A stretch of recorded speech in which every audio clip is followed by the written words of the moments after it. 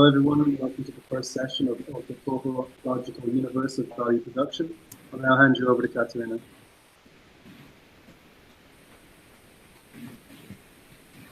I could not hear you very well. The line was breaking. Should I start now? Yeah, I think it's fine to start now. Okay, there's some noise in the background. Okay, let's just take care of that now. If anyone does have their microphone on, if you could mute it, please. Okay. And let me tell my friends on Messenger to stop messaging me. I don't know how to turn it off completely, so that's why it keeps interrupting. Just a sec.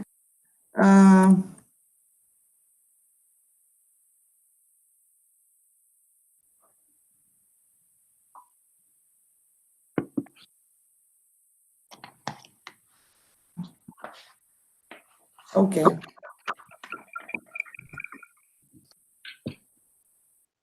Even if I turn off the active status, I keep forgetting my phone, so and it's somewhere there. So anyway. Okay. Okay, so let's begin then. I think that the description of the course may be a bit misleading because it may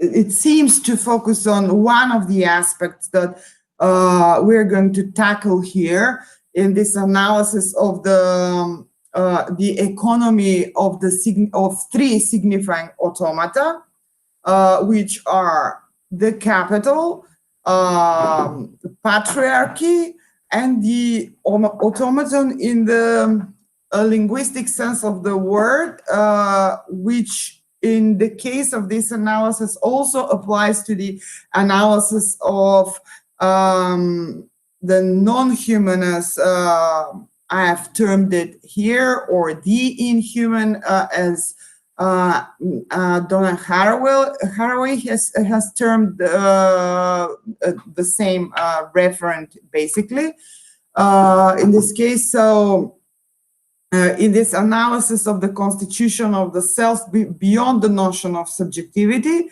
as this radical deed of the real, in Laurelian sense, or the physical, as Marx would put it, and the animal, as Haraway would put it, and the extension or the prosthesis in the etymological sense of the word, which is technology. So this aspect of the automaton, so the signifying automaton, and the role it plays in the constitution of a certain self, that we are going to consider here to examine in terms of humanism, but one that goes beyond philosophy and the legacy of philosophy. Then capital, and finally patriarchy, as I said. So in the description, one gets the impression that we will be mainly focusing on patriarchy, although that will not be the case. The discussion will proceed rather abstractly, or in fact, we will follow the path of the prescribed route of Saussure, Ferdinand de Saussure. So from the concrete to the abstract. So the discussion will be abstract in that sense, from the concrete to the abstract. And the point is, it's going to be rather general. So we're going to examine the logic and the economy of these three forms of automation, as I put it. But I focused in the description on patriarchy because in the book, let me add that information as well, that most of the parts I will be reading from here are actually the excerpts, parts of chapters of a forthcoming book. So anyway, I chose this description because I think that the discussion in the book itself and in the course here, I hope will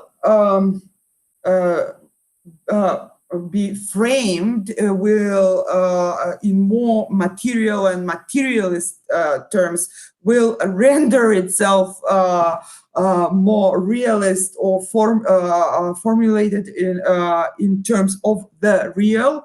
If we speak of a certain, a very concrete phenomenon, which is patriarchy. So we will focus on that, and also that there will be occasional detours analyzing the status of the animal.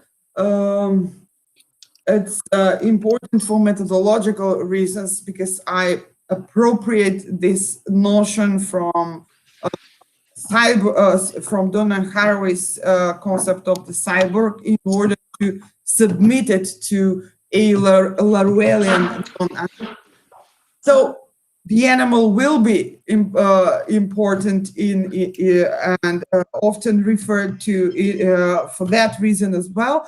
But in the last instance in our discussion, nonetheless rendered as aspect of this political discussion of patriarchy, so of the feminist case here. So this is simply an introduction, an extended introduction to the one in the description of the course, so that you do not become confused by the beginning of my presentation here. So first, let me present the way I use the two concepts, the physical and the automaton in the discussion here and also in the forthcoming book. It's in a way a product of an analysis that emerged already in one of my previous books, the one published in 2015 on Marx and Laruelle, called Toward Radical Metaphysics of Socialism. So even there, it became increasingly clear that when we speak of the automaton, automation, technology, acceleration of technological progress, etc., that we often spontaneously inherit certain philosophical categories that are atavisms in a way, that are in a discussion that purports to be or to postulate itself as scientific, atavistic. Now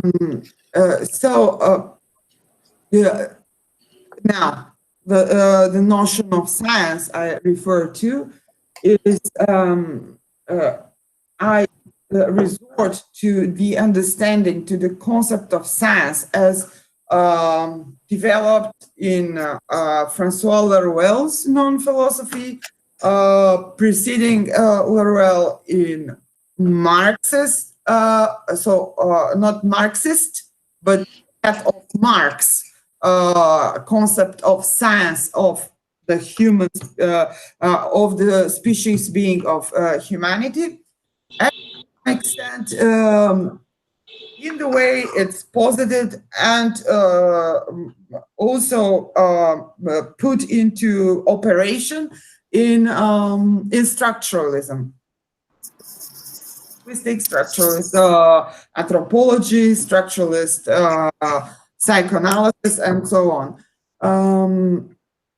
So when I say science, I do not mean emulation, imitation of established scientific disciplines.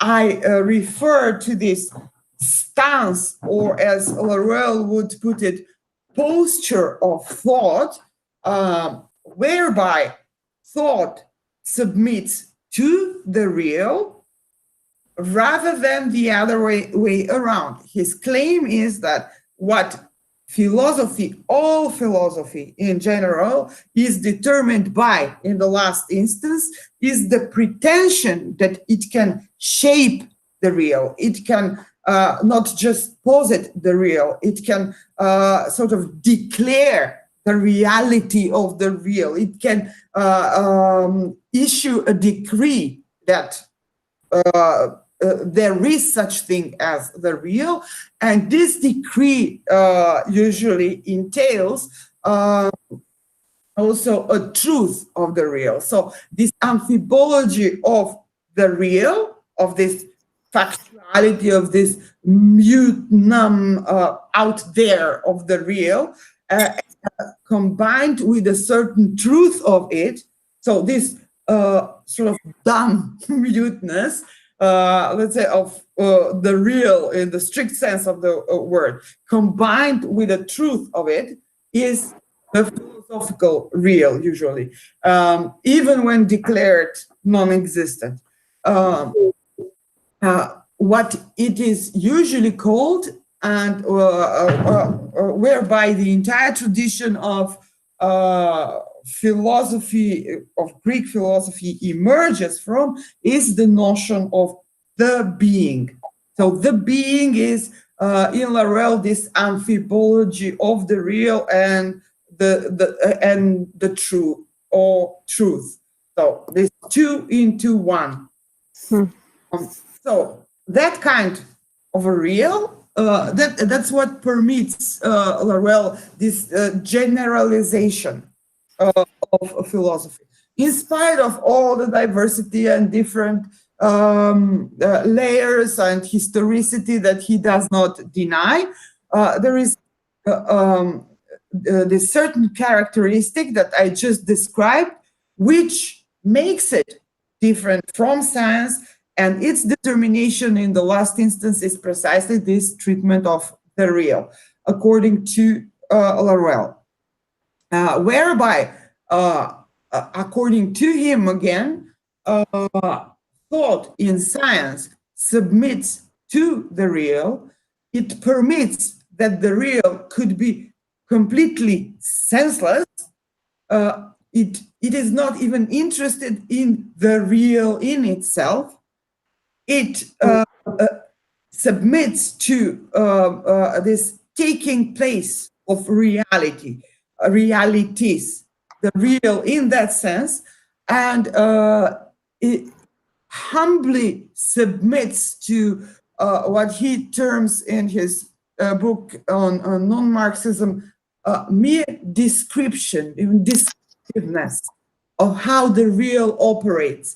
This description, descriptiveness, albeit sounding a bit like a simplification, is in fact elaborately presented in that book, and it's far more complex than what it sounds at now at this moment.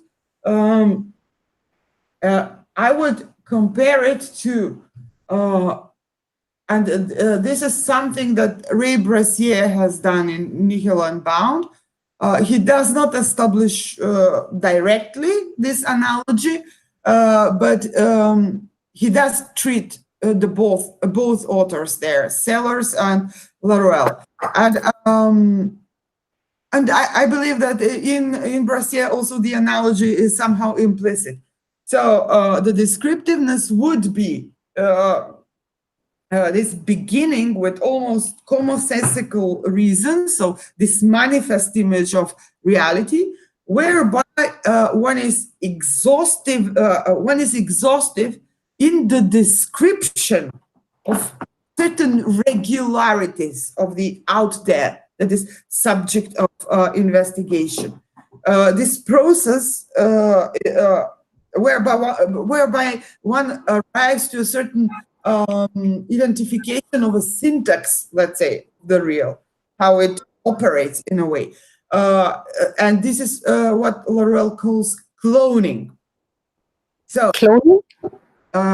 Yeah. Is somebody talking also at the same time? I was just asking, did you say cloning? Cloning, yeah. Okay. Oh, yeah. Like cloning in DNA. Okay. Okay. So, yeah, this is an impossible attempt to introduce Laurel in this short period of time I've got.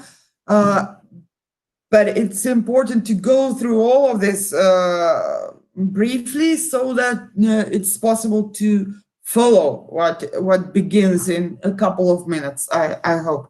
So, but the cloning is not the point here. The point is that the analogy with sellers I just made. So it begins with something which is close to the manifest image of reality, so to commonsensical reasons, so to reason which is fundamentally, radically different from the scientific scientific reasoning, and then by proceeding with a more and more exhaustive descriptiveness, let's put it that way, one is engaged in this attempt of cloning, so imitating, emulating the real in its behavior, in its syntax, not in the sense of penetrating the truth of the real. And by doing so, one arrives to ever greater abstraction. So this is how Laurel would say Marxist thought operates. This is his description of Marxist scientific posture and operation of thinking. This is indeed close to what we witness when we read The Capital, the exhaustive, boring descriptions of trade of silk or whatever, and in the end we arrive to those abstract formulas.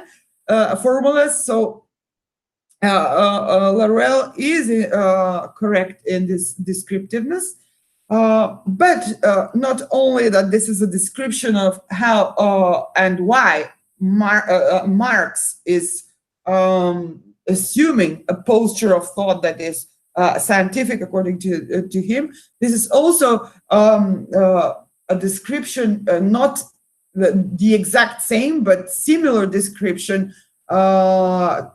Descriptions could be found in other books by Laurel, such as Theory of Identity and Identities, and similar, and other books, many of them, philosophy and non-philosophy, whereby we could say that if there is, and according to him, of course, there is a single determination in the last instance that would define both philosophy and science, it would be this posture of thought vis-a-vis the real.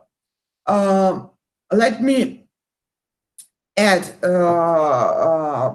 in the end that apart from the importance that these two types of thinking, postures of thought, are both scientific, according to Laurel, and they are determined in the last instance by the real.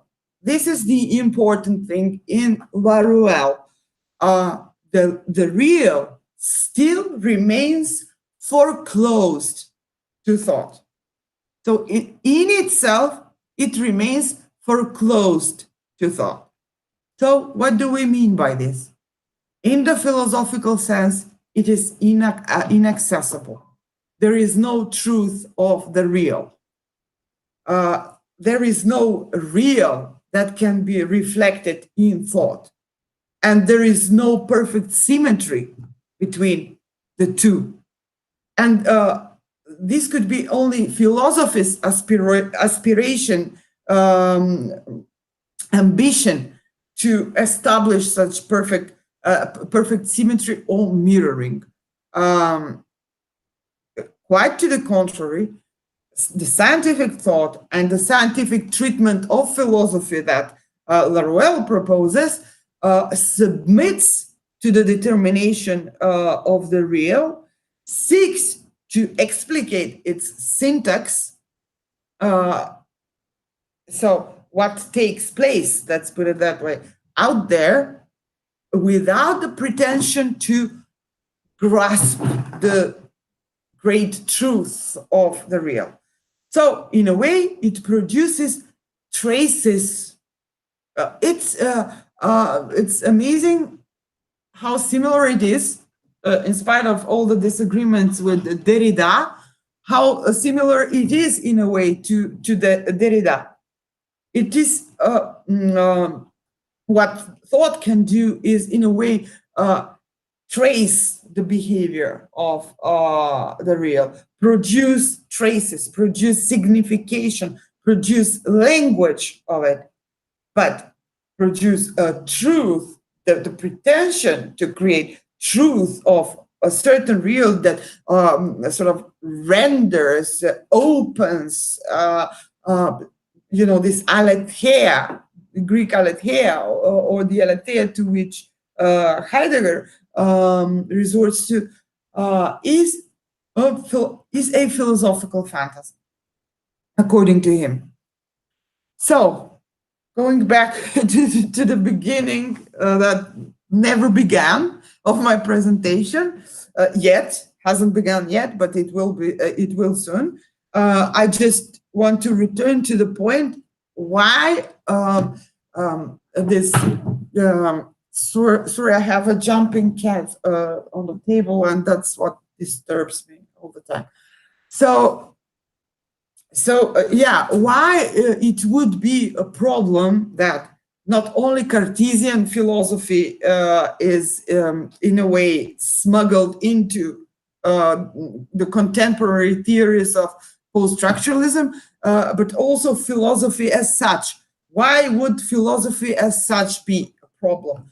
So my proposition here is that philosophy as such would be a problem because it would be a covert humanism. So it cannot get rid of humanism as such, of anthropocentrism. It cannot be anything but an extension of an old philosophical dream in a way it sounds a bit depressing, but it cannot escape ending up as transhumanism in a way, if not rid of these philosophical atavisms. So the proposition is here is not to forget all about philosophy, all about philosophical legacy, but rather to submit it to a non-philosophical treatment, which purports or has the ambition to be scientific. It seeks to be scientific. It hopes to be scientific. At least the method proposed here. And in doing so, one has to be watchful, constantly checking constantly on whether philosophy is used spontaneously, as Laruelle would put it. And this philosophical spontaneity is what his method attacks first, simply because there is too much of precisely anthropocentric projection that prevents us from pursuing this scientific treatment, or not just treatment, but working with philosophy or even in philosophy. So the method I'm proposing here is combined is a combination of Laruelle's non-philosophy, Marx's materialism, his non-philosophical or post-philosophical materialism. So Marx without Lenin's intervention, which consists in appending Hegel to Marx. So Marx without Hegel, Marx on his own. So Laruelle, Marx, structuralism, and at the center. So this would be sort of this epistemological construct around the themes we will be discussing, and the themes will be coming mainly from feminist philosophy and mainly from Donna Haraway and Luis Irigaray. So in this first session, we will examine this concept of the non-human, or Laruelle would call it human inhuman, and the analogous notion we borrowed from Haraway, the inhuman. So I will explain further on how they combine and how compatible actually the two notions are, and why, and in a way why. In a way, I will be resurrecting what is openly there in Haraway's text. I'm talking about the Cyborg Manifesto, not about the subsequent works on animal studies, which is openly Marxian, socialist. So I will sort of focus on that and on the materialist, rather than what later on became culturalist appropriations of what originally Haraway proposes. So this will be, let's say, the stage. So I will start now. I will explain the two categories, the automaton and the way I use it, which is not to equate automation with the machine, because it's not the same, and it's opposite, the dichotomy it establishes with, which would be the physical, which is again not the same, and not reducible to, let's say, the living body or the living human body.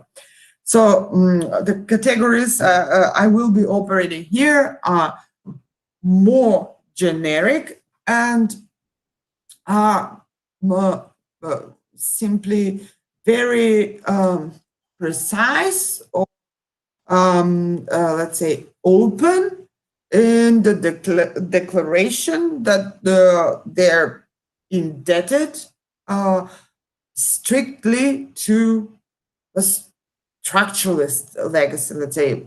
No, the physical is indebted to Marx's legacy of the concept of the physical or the material, whereas the automaton is indebted almost strictly, I would say, to the structuralist legacy, that of structuralist linguistics. We will see that it is compatible to Turing's original idea of automation, of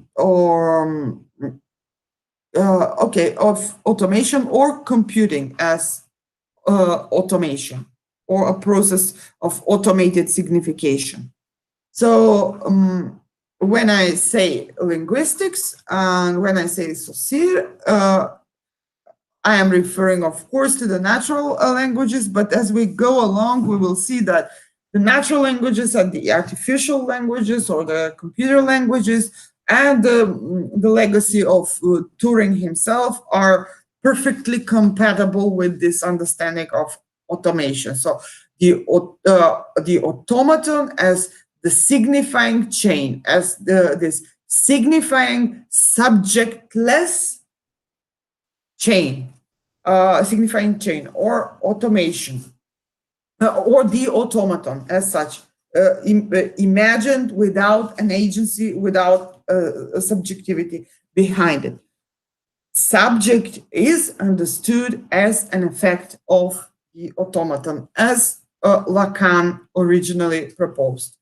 So all these pretty orthodox views are taken in this analysis and brought to, let's say, a greater abstraction and greater formalization of categories.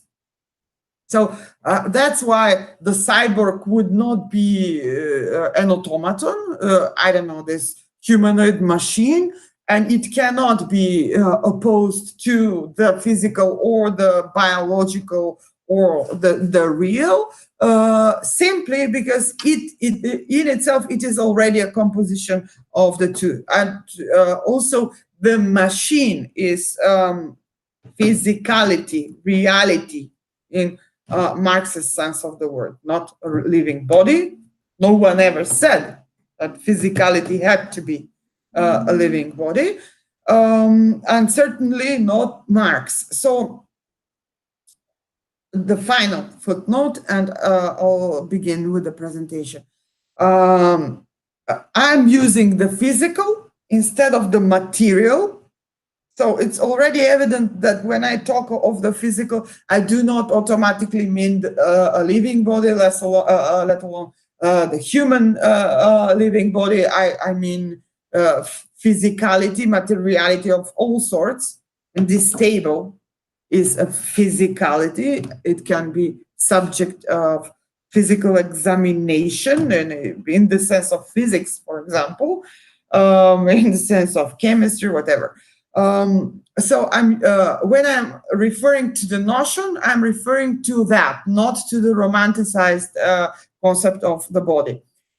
Simply because this is the notion that Marx himself prefers to the material, because according to him, the, materialism already in Feuerbach is not sufficiently rid of, purified from the effects of philosophy. So not sufficiently de-philosophized. Because as I said at the beginning, Marx shared the same ambition with as Laurel to go beyond philosophy, via philosophy. So these are the similarities. So anyway, when I refer to the physical, I mean, I use it in that sense. It's actually in the sense of the material in Marxist, a Marxian sense. So sometimes I will be referring to the material, but occasionally when I refer to the physical, especially when I seek to establish a really precise opposition between the two categories, the automaton and the physical, I usually mean material in the sense of, you know, physicality of all kinds, living and non-living, produced artificially by humans or naturally, regardless. Okay, so the automaton is this depersonalized automation, this cycle of finite cycle or finite system, a cycle of signification. And on the other hand, we have the physical, which is the material. So if we purify or absolutize, render absolute these two categories in this way, we can see that it's not, it's almost naive and rather Cartesian to assume that what will be, can be, or is technologically produced as signification or automaton is automatically rational, intelligent, reasonable, whatever. It can be, it certainly is computing, it certainly is a superior form of automation, so, or of automated signification, but reason, rationality, and so on, that's a philosophical dream. And we will examine whether it is automatically or could be automatically presumed that automation equals reason. And in that sense, that also physicality or the body assume that it's rid of signification. A process of signification is somehow inferior. I will propose here a materialist view on both phenomena, where we can see that there is not much space of or space for discussion on reason, rationality, etc. We will be describing material realities in materialist terms that will expose certain political asymmetries, and we will be interested in those, in what can be demonstrated in materialist terms as taking place in the two planes in reality, in continuity between the physical and the automaton. And where lies the exploitation? Okay, so finally, now we will be looking in parallel on the three forms of automation. So the automation of capital, so of value production in capitalism.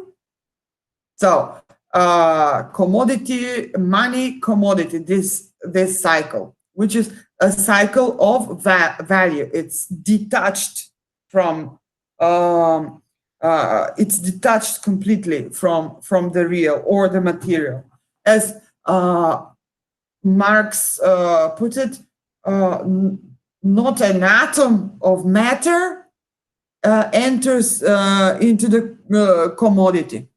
So the commodity as such is pure abstraction. It is already value.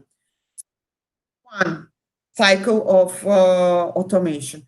The other, which is more generic and will help us analyze what's going on there in the cycle of capital, is the one of linguistics, of the languages, both natural and artificial. So signification in the more generic sense, but it will also reveal the position of philosophy vis-a-vis the real, vis-a-vis capital, vis-a-vis the exploitation of the animal and female body. So it will be, although rather generic, this sense of automation, language, it will be revealing in a way of the workings of philosophy. And we will see that there are rather similar to those we witness in capitalism, or value production in the formula of capital. And finally, the production of phallic value in patriarchy. So these will be the 3 cycles of automata around the same axis, and the axis is a certain treatment of the physical, that we will be examining in parallel. So now we will proceed with the methodological introduction and the presentation of the concept of the non-human. I already announced and talked about it a bit by comparing it to the cyborg in Haraway. Do you want to stop for a moment and ask some questions before I proceed?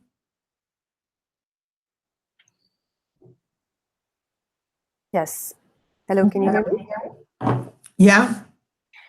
I'm sorry, could you possibly repeat the relationship between the automaton that you mentioned earlier?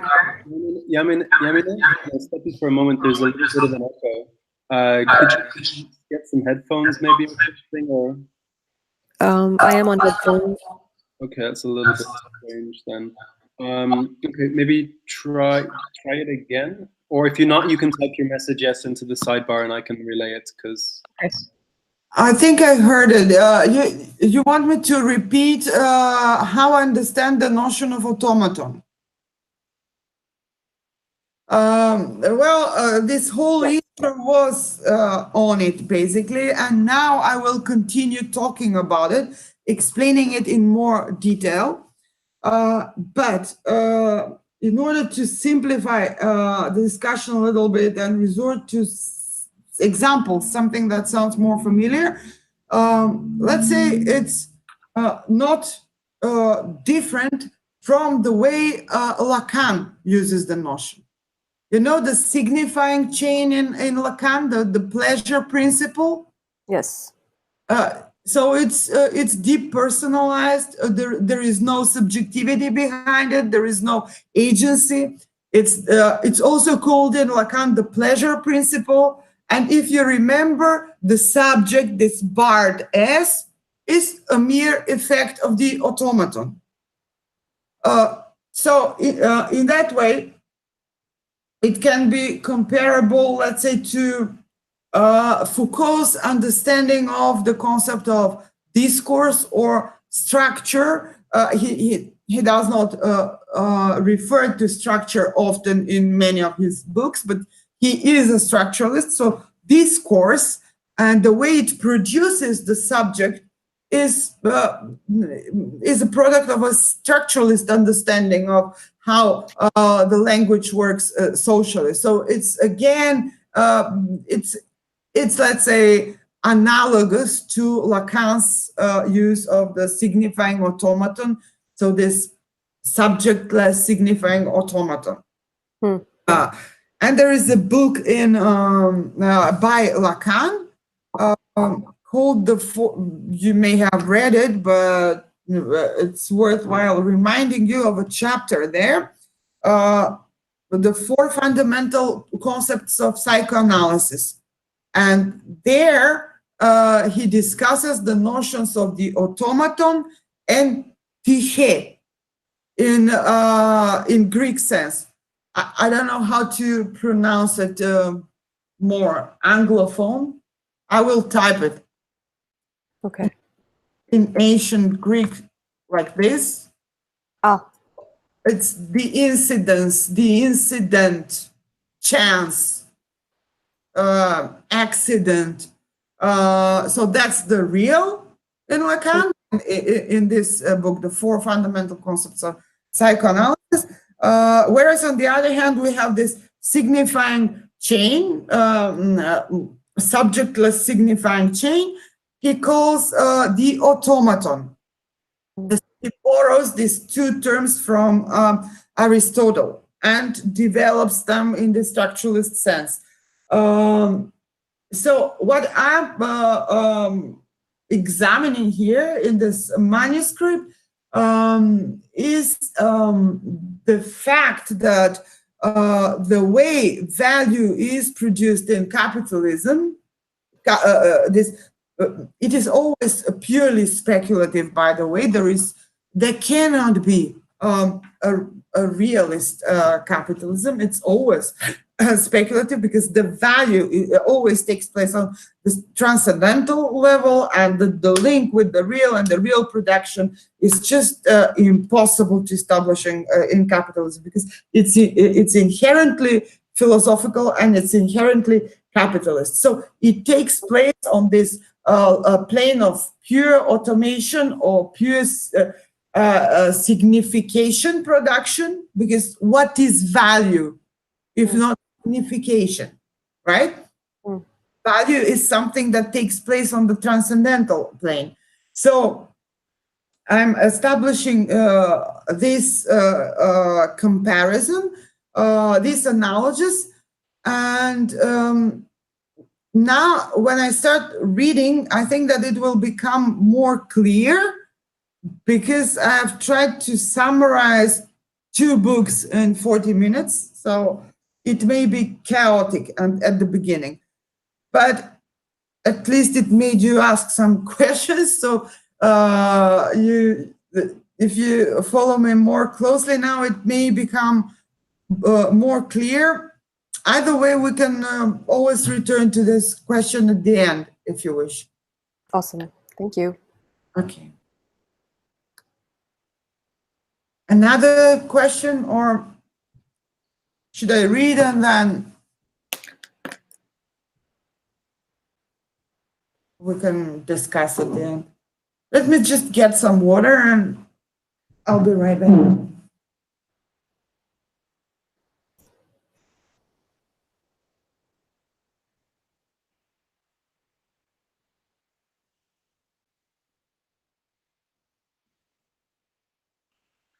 Yamine, do you want to try your microphone again just to see if it's working okay again? Because it seemed like it started working again towards the end. Okay. It was echoing a lot, but I have headphones on so just, and I'm speaking into the microphone of a hands-free set. It's absolutely perfect now, so it seems to have resolved itself. We don't know what these echoes come from. Sometimes it's that there's a speaker on somewhere else. So anyway, it's resolved. So thanks very much. Thank you. Now, sometimes somebody else who has just let the mic on, and it creates a sort of an echo. So it's best if we don't speak, to just mute ourselves. Okay, so should I continue now? I think so, yeah. Okay. So here it is directly on the automaton. So the category automaton, as used here, does not refer to machines as automata, but rather to the signifying automaton or language as automaton in several forms that are central to our analysis. Value exchange system of capital.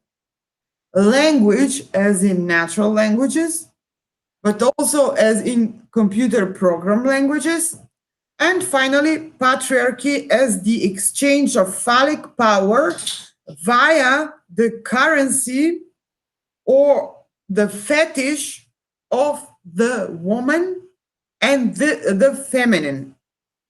So woman, feminine as commodity. Something Irigaray discusses in this sex, which is not one. So let us say we will be using the term in Lacanian sense for the sake of simplifying the further discussion, so that it's, I don't know, less abstract, easier to follow, at least for the time being. So let us say we will be using the term in Lacanian sense, subjected to a Laruellian or non-Euclidean angle of analysis. But also, let us note that Lacan's notion of the automaton can be identified in the last instance with Saussure's, Ferdinand de Saussure, with Saussure's conceptualization of signification that can in turn be reduced to a finite automaton based on Markov's principle. So Markov from, computer linguistics from the papers of, I don't know, Chomsky from the 50s, for example, referring to that principle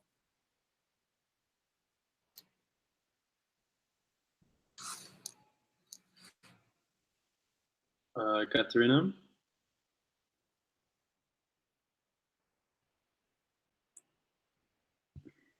Can I just ask people, from my end, I see Katerina has frozen. Are other people getting that too?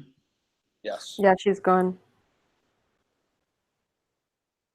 Okay, let's just see if she can read the box. One moment.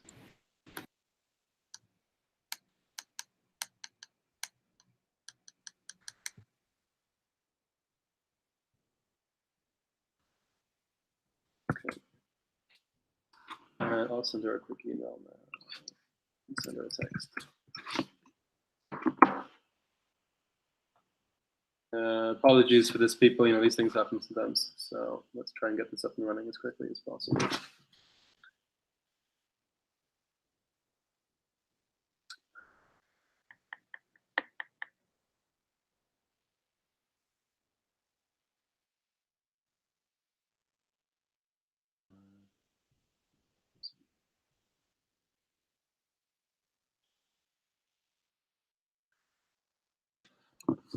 Okay, and I'll just send her a quick email.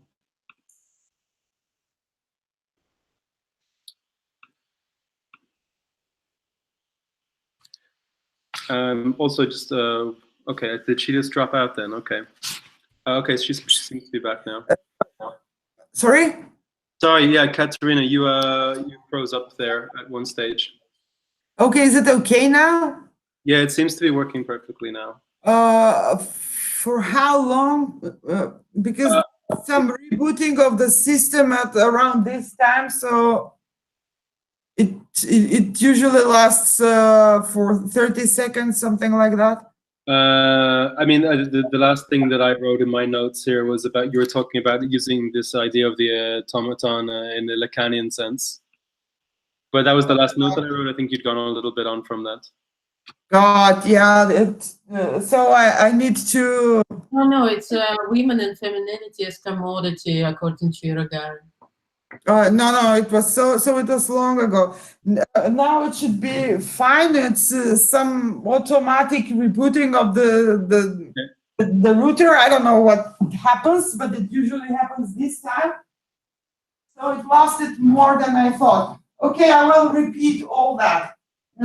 As I was talking about linguistics and computer languages and Markov's finite systems. So that was it. Yeah, that's the last thing that I've got. Yeah. So. Okay, so now it's working fine, right? Yeah, it's working fine now. Okay. So, so the finite automation in the sense of computer languages is conceivable by virtue of structuralist or Saussurean linguistics, which has proven to be applicable and moreover indispensable in the creation of artificial and computer languages as finite automata or finite systems. As we know from Chomsky's papers from 1959 and 61. So Saussure structuralist theory and scientific practice of phonetics. So we are talking now about phonetics, about linguistics proper. You did not hear this part about phonetics, right? That's my recollection now. Okay, so about the scientific practice of phonetics. It is founded on the idea that arbitrariness or contingency are what links a phoneme and a meaning, as long as we agree to it as a rule. So you see, it's very different from what was presumed in philosophy up to the appearance of Saussure and structuralism.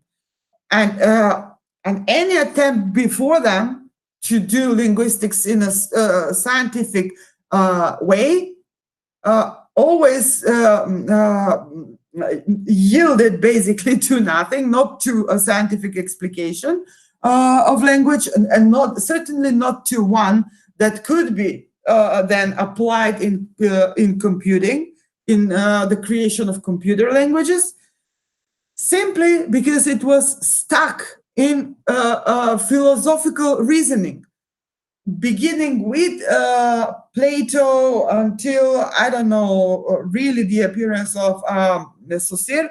There was always a pursuit of some deeper truth lying behind the word and the object. What's the truth of this connection between the two?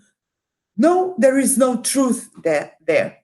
It's utterly arbitrary. The sound and the object it is attached to, this link is utterly arbitrary. Moreover, it is determined by certain materialist conditions, certain, I don't know, phonematic, or one that determines the phonemes or phonology, structure, I don't know, biological structure of, I don't know, the throat, the mouth, you know, even that. So even that, how it's positioned, can determine what sounds there will be, how they will be combined. Why is it in the Proto-Indo-European that would mean bear, or bear in the sense of carry? Bear, pharaoh in ancient Greek, pharaoh in Latin, bear in I don't know, the Germanic languages, in the Slavic languages, beres, bira, razbira. So why this combination? Why this root? It's probably a pure contingency, pure arbitrariness. Why this combination of sounds worked for the Indo-European languages, and why it was linked originally to this notion of carrying, bearing, etc. So there is no deeper truth behind it. It's a certain choice of sounds which were probably also convenient, this combination, due to certain material conditions that then became a convention. So the language as convention, if you remember, in Saussure. Wait, my computer will die. The charger is not working.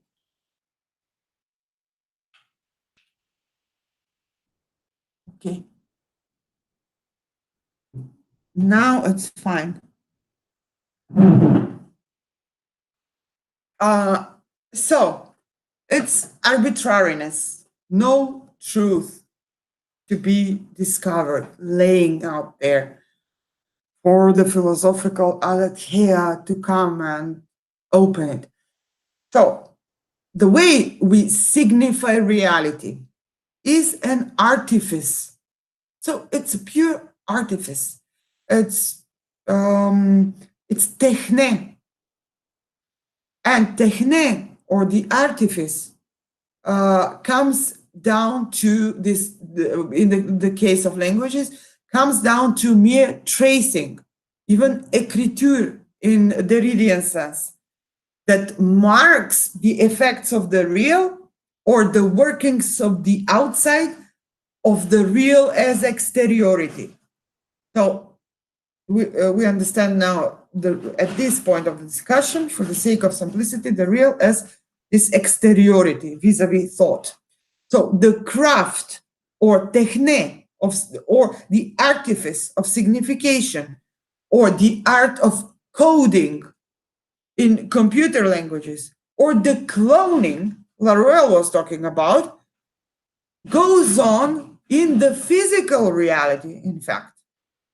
It's embedded in the physical reality of sounds, of materiality, of processors, of bodies, in order to produce a message that is transmitted to the other members of the species being of humanity.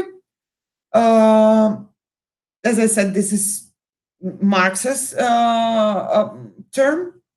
Instead of humanity, he speaks of the species being of humanity, is what determines language, regardless of whether natural or computer program languages. So those arbitrary connections are fixed into socially established rules of exchange, of meanings, and through that, values.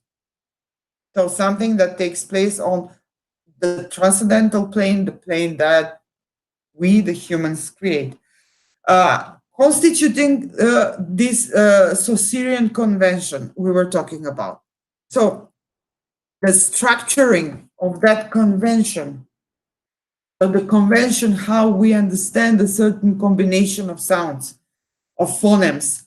So the structuring of that convention as a signifying automaton operating through three registers: the symbolic, the imaginary, and the real. Three registers proposed by Lacan, observes the main principles of Saussure's structuralism: arbitrariness, convention, diachrony, and synchrony. So, although the fundament of the concept of the automaton we will operate with here lies in Saussure's linguistics, mainly, we will refer to Lacan's rendition of it quite often in the course of the discussion. So the Lacanian generalization of the notion of the automaton represents its full formalization that can cut across several areas of study while submitting to the various determinations in the last instance, depending on the subject matter at hand. By the latter, we refer to materiality or physicality as substance of the real we have in mind. And we are pointing out to this in order to eschew idealization or a reified abstraction, reified as in Marxism, when you turn an abstraction into a real, as when you treat an abstraction as if a real. For example, money or monetary value is pure abstraction, but we presuppose that we behave that as if it were real by way of revering its fetishizations, like money, the money itself, or commodities. So we're pointing out to this in order to eschew idealization or a reified abstraction of the real. Insofar as modality, the danger of a reified abstract, of reification of the real lies in the following. The real is,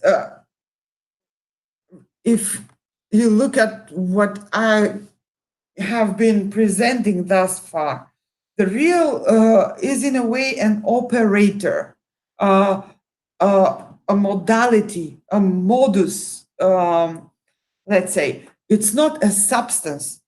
It can have many substantiations, but there is no one single substance of the real. It's a rendition of something. This something can have it's symbolic, it's imaginary, or it's real aspect in Lacanian sense, for example, but also in Laruelian sense, or in the sense in which I combine Laruelle with Marx. It's also used in a way that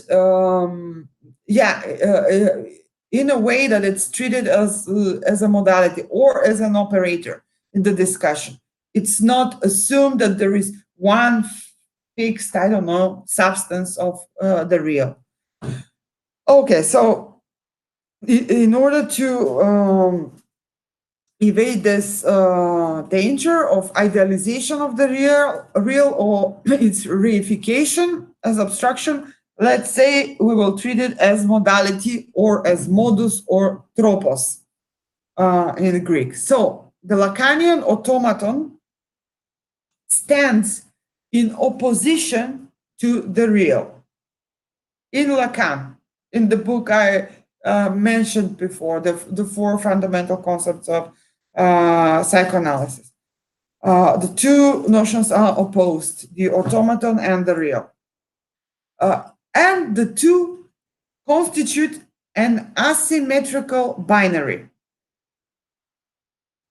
It's so asymmetric that this binary in Lacan, that the post-structuralists took it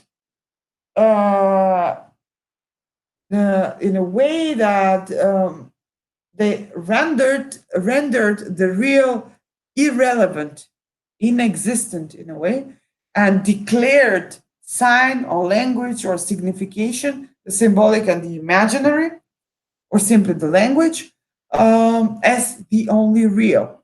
Because it's the only real that counts, or the only real of value, the only real we can work with, because the real as such is foreclosed, inaccessible, and in fact meaningless in Lacan too. So somebody like Judith Butler decides that it's in fact irrelevant because we cannot do anything with it, the real as such.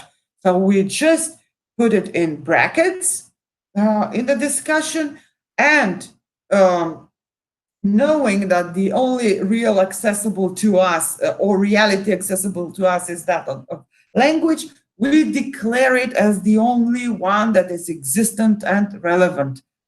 Why? Because it's the only one that can count, be assigned value to, be worked with, produce something from it, create value out of it.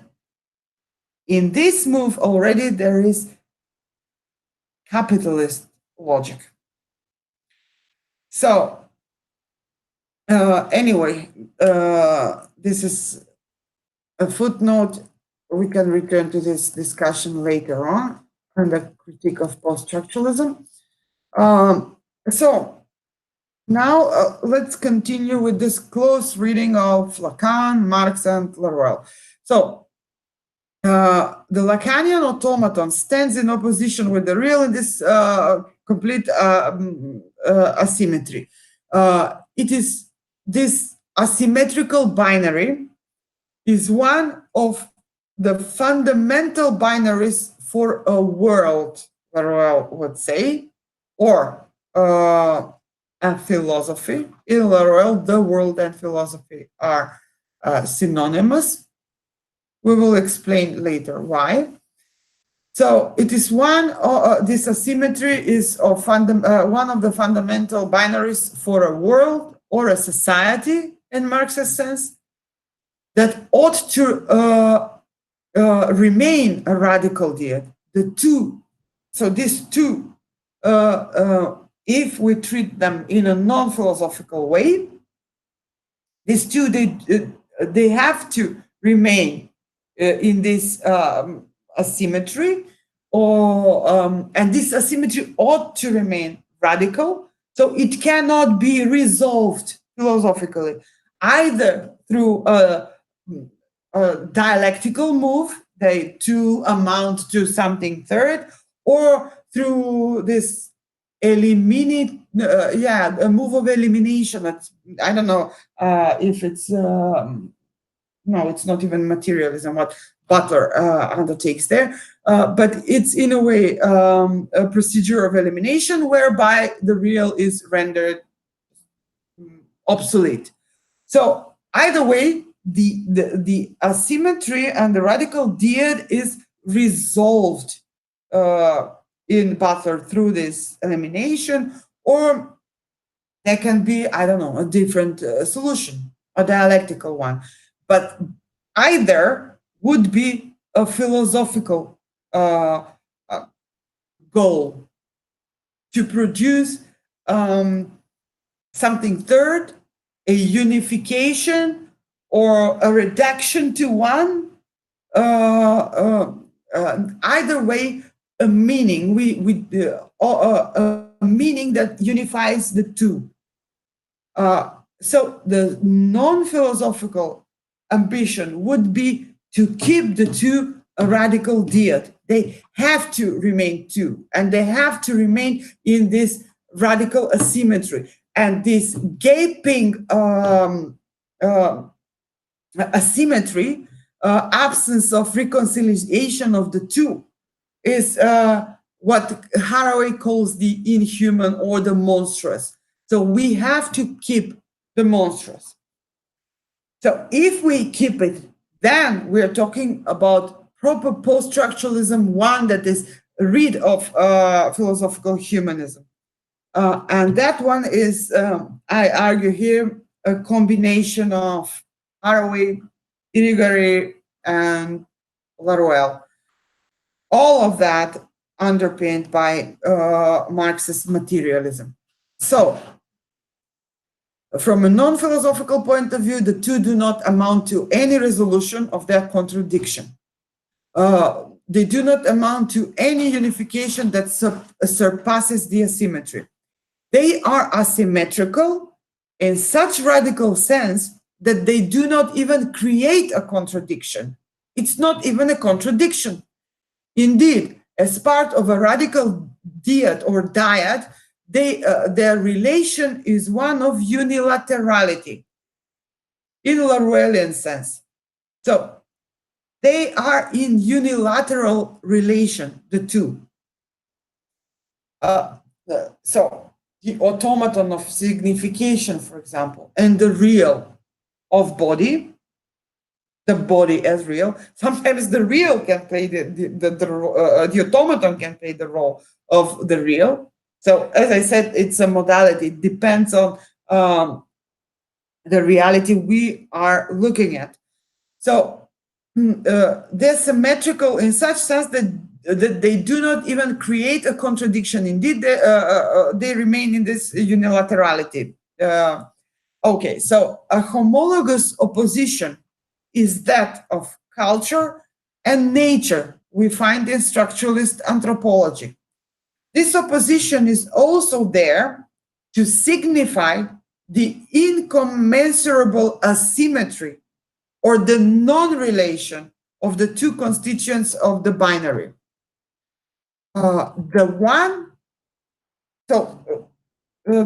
Nature and culture. So in a way, culture seeks to relate to nature somehow, but nature behaves as the real. It's indifferent to the pretensions of culture, unless endowed with processes of signification itself. So this is why it's important to absolutize these two categories: signification or the automaton and the physical. Because the realities they inhabit can be a combination of two, always. So, about the binary between nature and culture. So, they are in unilateral relation, and the one is the limit to the other. If this binary is absolute, if it's radical, if we postulate it as radical, so it does not have to be absolute in the reality, but we can, in our discussion, postulate it as absolute, So if it is absolute, then the one, for example, nature to culture, or the opposite, culture to nature, the one is the limit or the real to the other. Whereas the meanings do not interact, do not mix, do not constitute either a dialectic or contradiction. This is even something that Lévi-Strauss says in a book from 1961. I don't know which one it is because the quote is not here. I think it's La Pensée Sauvage, but I'll tell you next time. It's not here, the reference. Regardless, it's not that important. This is a point that Laruelle would make it, at least according to my reading. Sorry, the cat's turned off the light. I have to turn it on.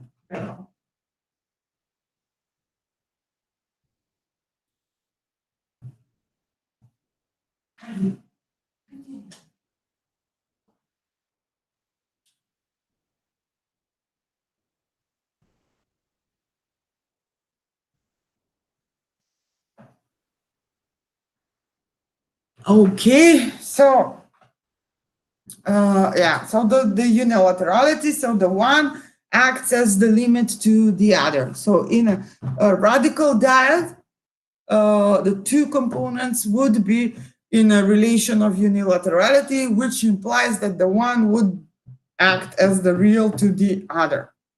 So that would be a radical dyad. Such is more or less the concept of the non-human. I propose here, building on Laruelle's thesis and borrowing the term from another Laruellian, from John Malarkey, who used the notion in that way. So a human in a non-humanist, non-philosophical way. He used the notion of the non-human in that sense. In one of his first in an article in 2014 or 15 in Angelakia, and later on in his book All Thoughts Are Equal. Okay, so going back to the dyad and to the two categories and how they operate inside the dyad. So the real and the physical, or nature, in our analysis of the non-human, in our analysis of how capital works, the real and the physical are both on the side of that which precedes or excludes language. This is why they are often equated in the spontaneous, let's say, capitalist reason, real production and physicality are equated. We, in some commonsensical spontaneity, can also equate the two, but it is justified, and it's for the sake of the current discussion, which does not have to continue in this way until the end, we can equate them too, because they are on the same side, that which precedes or excludes language. So the real and the physical, and this is why we will put them on that side of certain vertical that divides the two, let's say. And on the other side, we have the transcendental plane, or language, or the process of signification. So all sorts of automata, including the language, the langage. So the non-relation or the relation of unilaterality does not mean absence of the physical reality in the sense of interaction or effect. Relation So relationality, relation, presupposes a form of subjectivity. Whereas here, we're looking at this two phenomena establishing a dyad without projecting a subjectivity onto any of them or our subjective perception of the two and their relatedness. Neither that nor projection of subjectivity on any of the two. We do not presuppose that there is subjectivity either on the side of the automaton or on the side of the real or the physical. So this is why we can maintain this perspective of unilaterality when we look at the dyad, the radical dyad of the non-human force. Or the radical dyad in general, because it's applicable also in the analysis of capital, the production of capitalist value on the one side and the exploitation of the physical and or the real production on the other side. That is why I insist on this absolutized categories of the physical and the automaton, because they can traverse different realities, as I just explained, I hope. So the non-relation or the relation of unilaterality does not mean absence of physical reality in the sense of interaction or effect. So that can exist, but that does not mean relationism, because relation presupposes a form of subjectivity, imagines an agency that holds a position or mimics a stance or treatment vis-a-vis the other constituent of a binary. And this is how philosophical reason operates. We automatically imagine a certain agency, a certain naive form of subjectivity in the two. How does the automaton relate to the physical? How does physical? That does not have to be relation. They do not have to be endowed with agencies. Or either of the two. For example, take the capitalist or the automaton of capital. There is no agency, and it still works as a signifying automaton. So perhaps our of us, the non-human, our automata, the languages we operate through, are also the subjectivizable, let's say, automata, which does not exclude the reality of the self, but it is perhaps elsewhere, not in the process of producing automation. So the automaton works on its own. This is why we refrain from this projection of subjectivity. Another reason, as Marx warned us, projecting subjectivity or using the logic of subjectivity or subjectivization as the organizing principle of thought is a tendency of philosophy. Philosophy subjectivizes everything. He proposes this perspective, this glance, this third person's perspective. That's the term he uses. And I think it was Tristan who asked me whether he should read that text by Marx I proposed for this class. Yes, if you're curious about this third person's perspective, it's there in the text by Marx I proposed for this class. So, okay, going back to the discussion. Again, may I ask you a question before you proceed? Sorry? May I ask you a question very quickly? Yeah, sure. Why can't relation be outside of subjectivity? Yeah, I'm having that delay, I'm afraid. Why can't a relation be outside of a subjectivity? What I'm saying here is that the relation, the notion of relation I'm using here, the notion of relation that has been subject to Laruel's critique, the notion of correlationism, the notion of relation in correlationism that has been subject to Meillassoux critique, is always already the way it's postulated. So the fundament of the concept implies an agency. It implies, as Marx would put it, a subjectivity as an organizing principle. We can imagine a relation which is not underpinned by subjectivity, as you suggest, and we are doing that in the discussion, but we're calling that relation unilateral.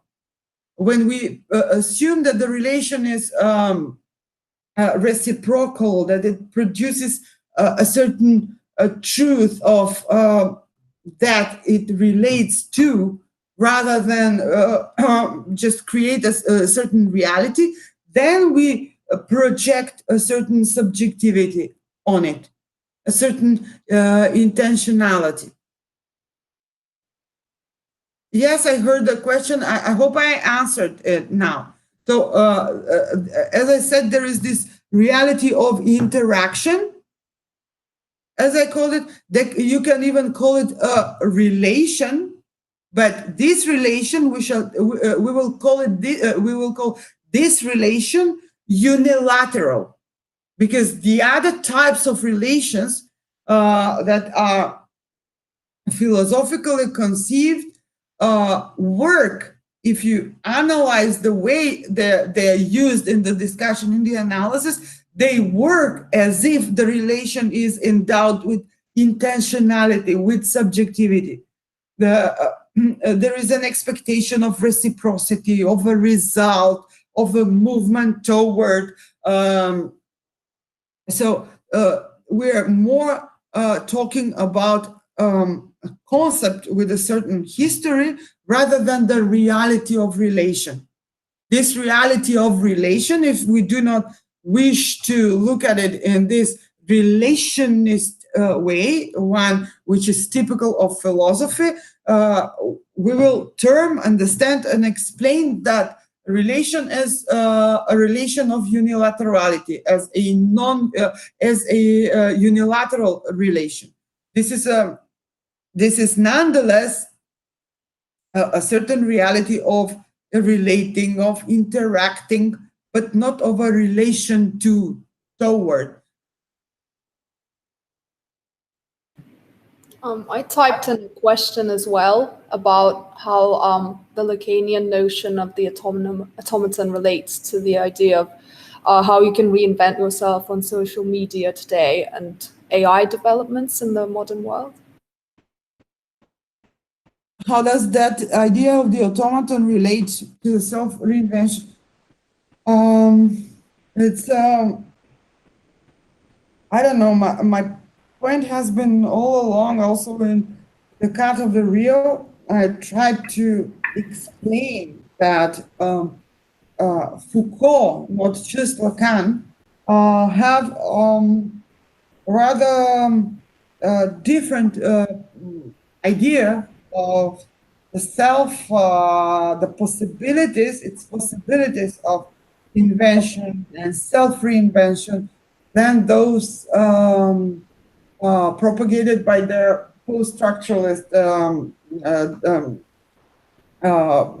interpreters.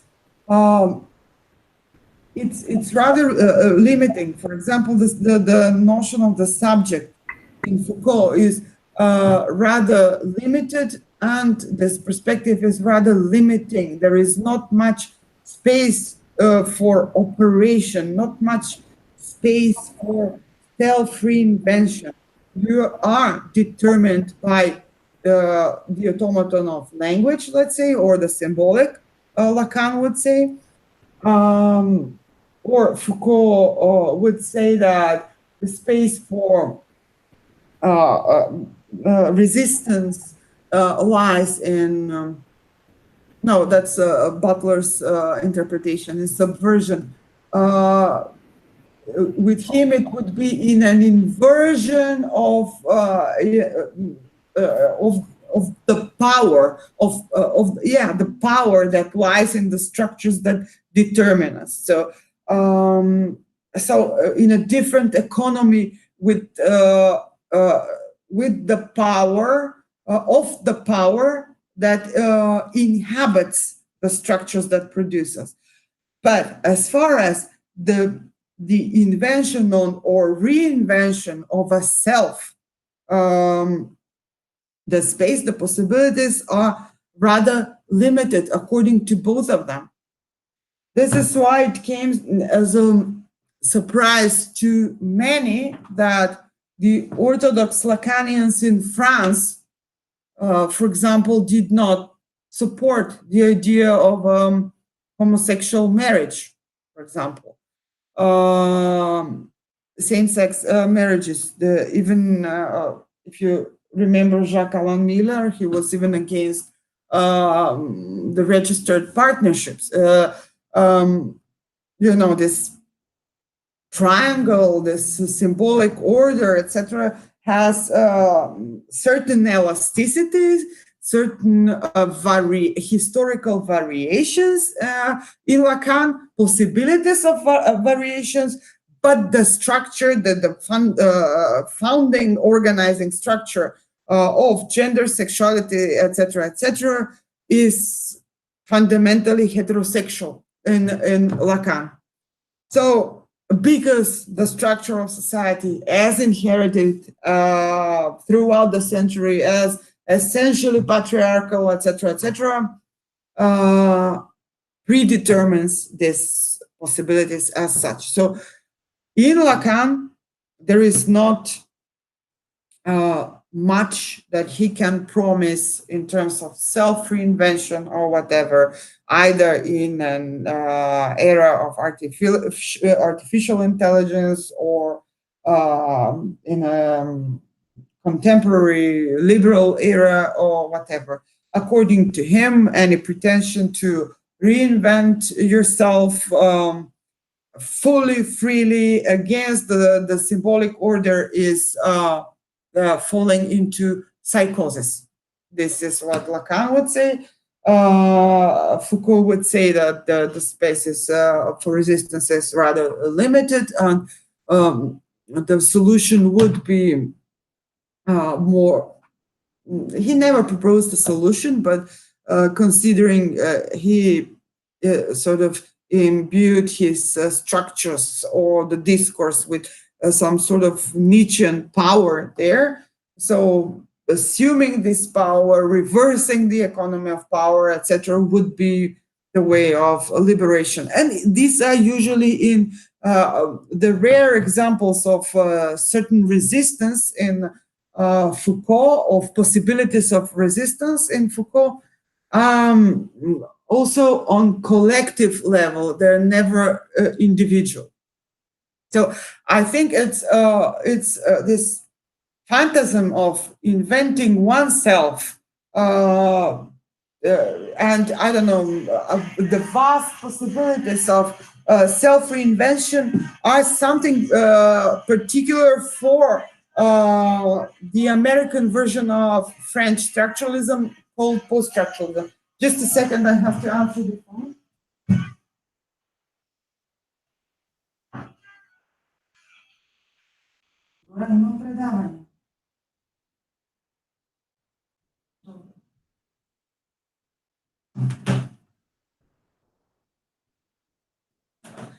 So no, not much.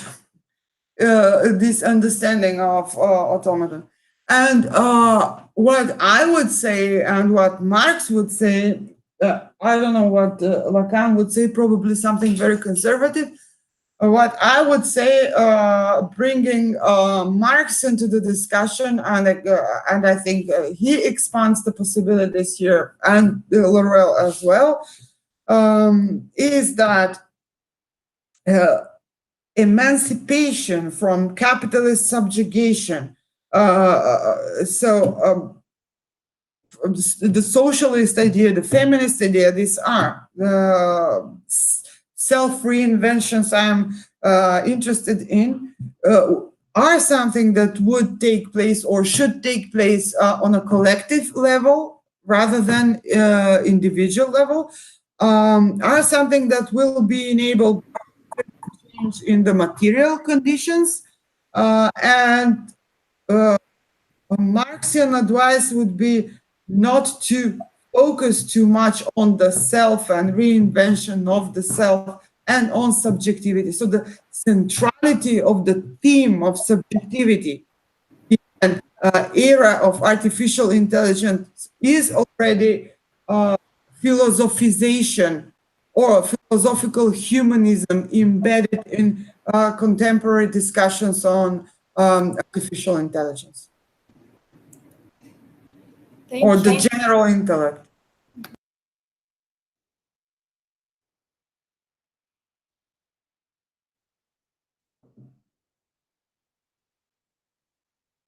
Oh, you already said thank you, so it was a really long answer. Okay, is there another question or should I continue with the presentation? When do we finish, Terence? Well, we're at about 1 hour and 30 minutes. Sorry, I cannot hear you. We're at about 1 hour and 30 minutes now. And it should last 2 hours? It's 2 hours 30, but I mean, it's the first session, so I mean, we can. Sorry, I'm getting a bit of as well. Okay, you want a 5 minutes break? Yeah, if everyone wants to have a 5 minutes break, yeah, of course, yeah. I mean, someone's making a comment there as well, so by all means, we can take a 5 minutes break. Other people do that in courses, of course. Okay, I'll answer the phone then. Yeah. Okay, everyone. So we'll meet back in 5 minutes. Thanks, Katerina. Thank you.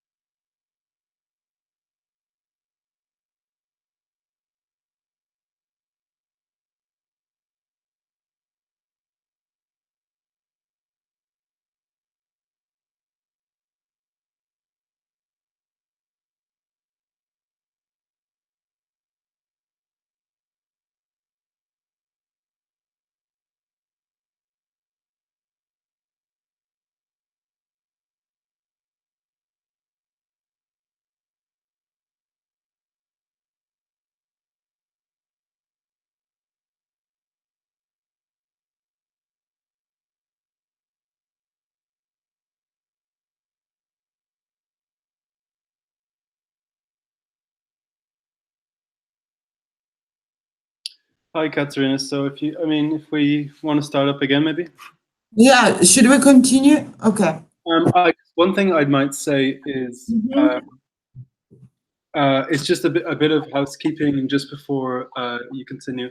So maybe you could talk about if you want anyone to do any presentations, or if you want anyone to, if there's any sort of like side work apart from doing the readings that you want students to do, just because some people may leave before the end because of time and things like that. Okay.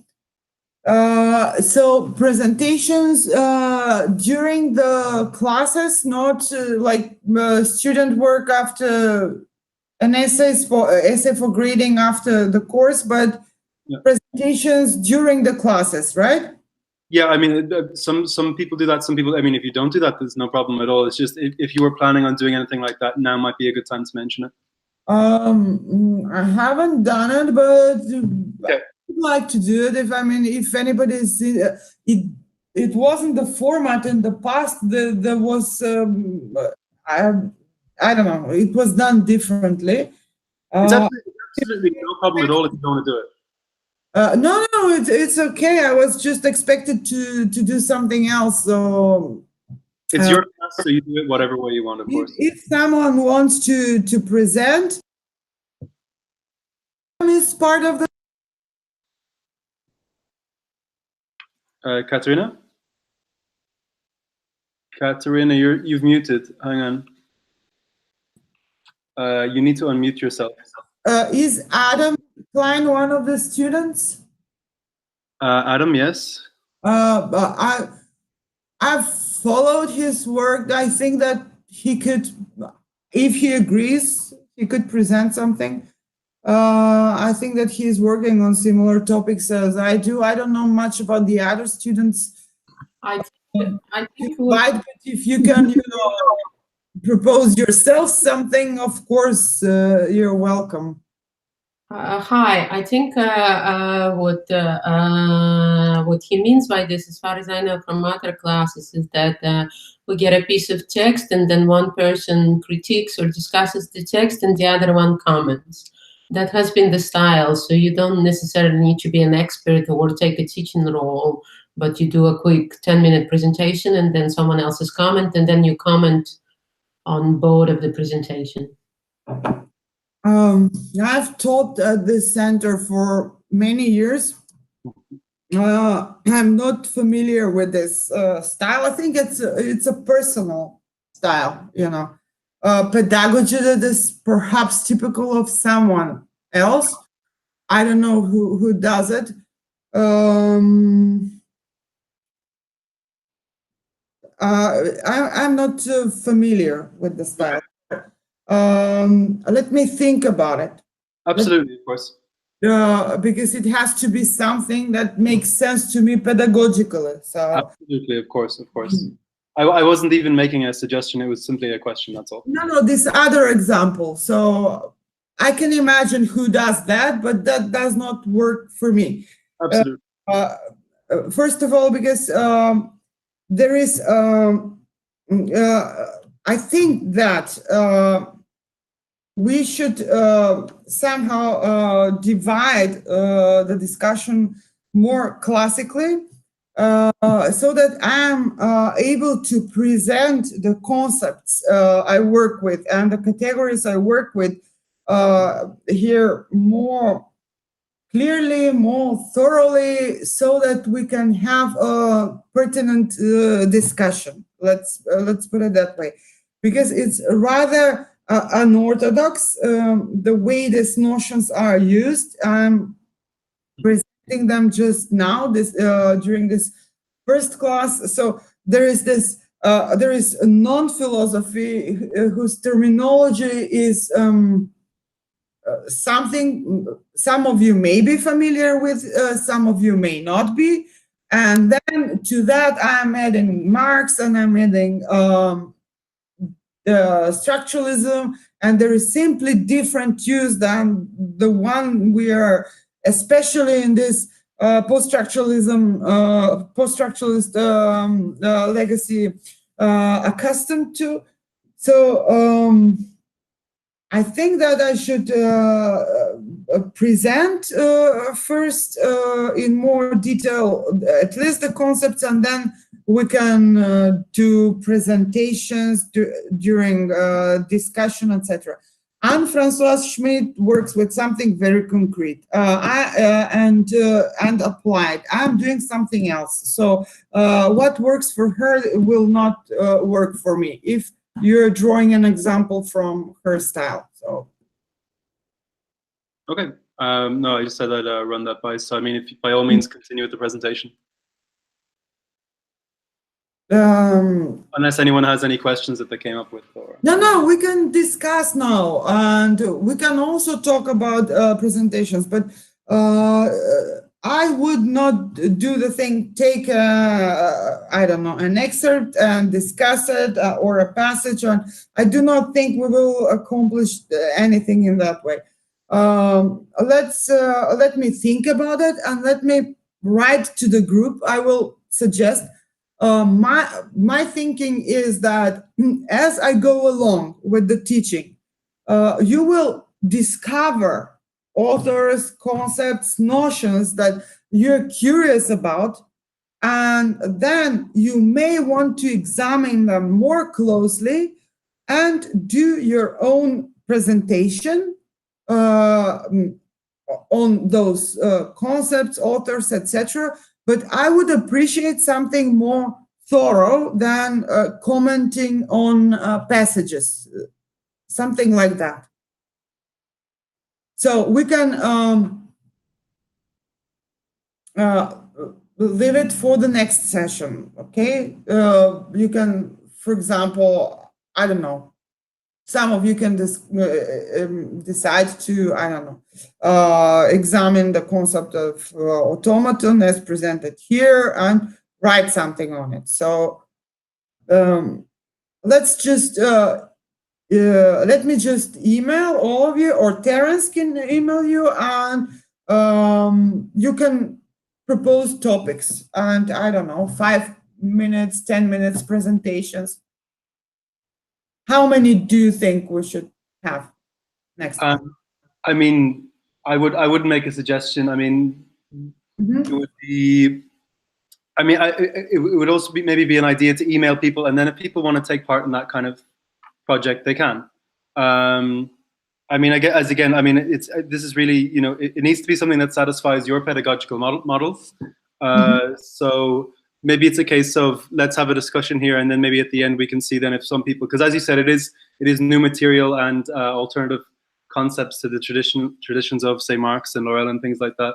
So, I mean, yeah, someone wants to work. I know where it comes from. The idea I can guess, but I think that in that context of that seminar, it can work. In my case, I think that this approach would work better. And I don't know if I don't want this to be.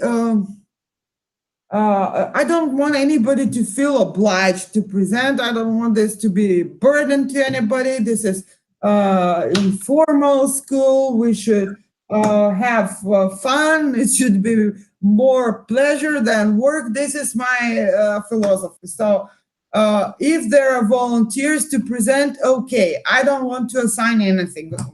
Okay. Perfect. So, my position. Okay, great. But at the end of the course, you should there's some rules there. You should submit papers during classes. Okay, somebody wants to present. This is cool. Okay. So that works for me, but I don't want to impose anything on anybody. So this is what I'm comfortable with. Cool. Okay, so Frederick. Okay. Frederick, Adam for next class. Who else?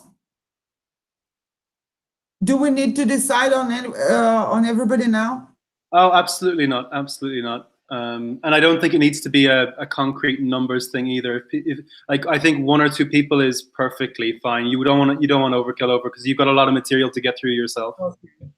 Yamine should present on the automaton one day. Maybe not this time, but next class.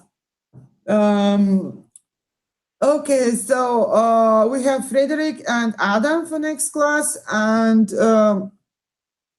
now should I continue a bit more? I think yeah, we've kind of covered that topic now, and we can leave it at that. And I think continue, because we don't want to go over time, and that's. Okay, so we should finish by 10:30 if it's too much, because it's the first class. We can finish sooner if of course. others want. So just tell me when to stop. Okay. Okay, so Saussure does not open a discussion on what. Yeah, this is interesting.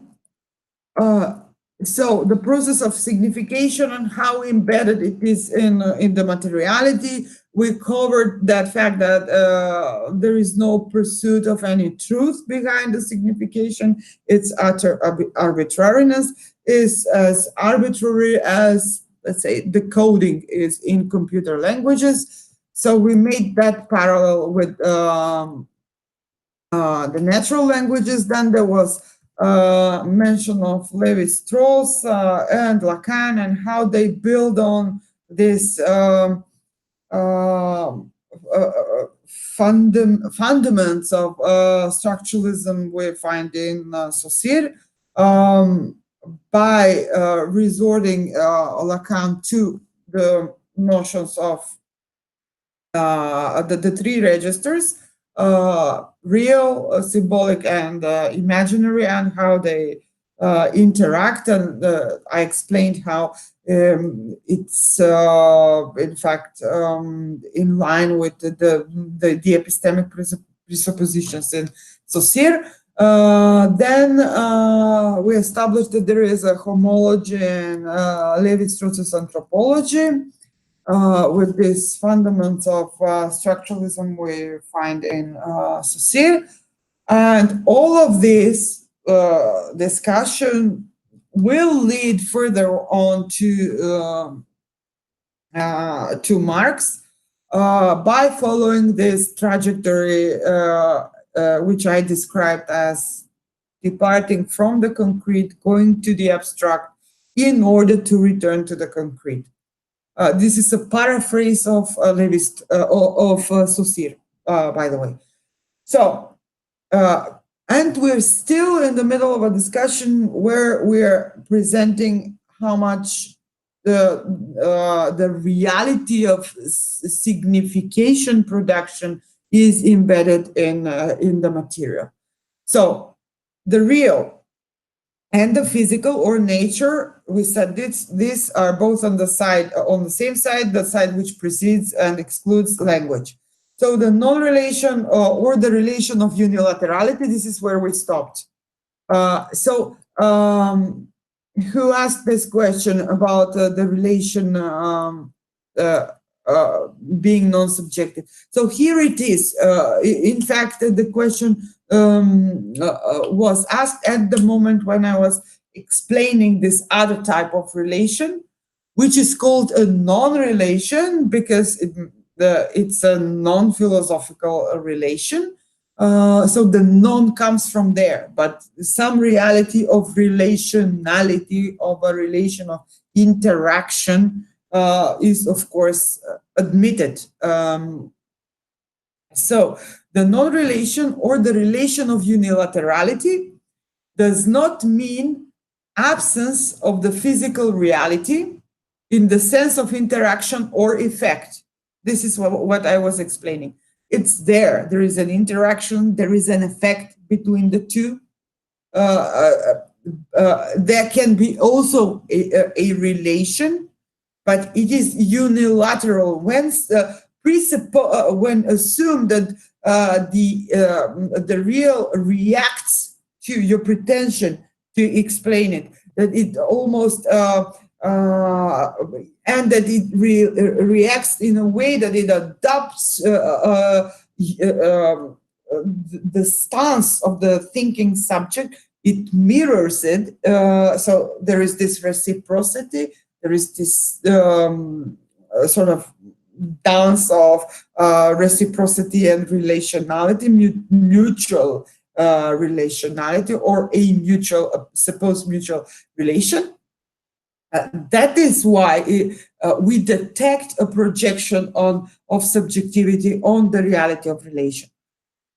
So this reality of relation can be also seen as Marx claimed from a third person's perspective. So relation presupposes a form of subjectivity.